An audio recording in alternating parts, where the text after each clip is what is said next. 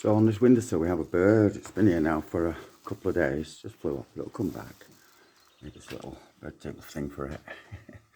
Let's see. Come back. It's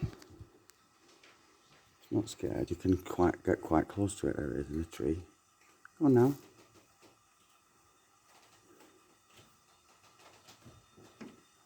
There it is. Eating birds. Eating insects. So, you know.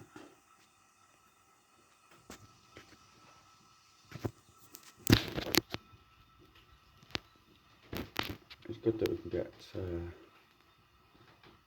close to it actually.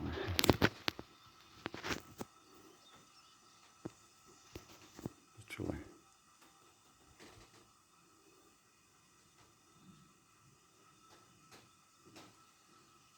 Yeah. So it's been here now 3 days. Another pet.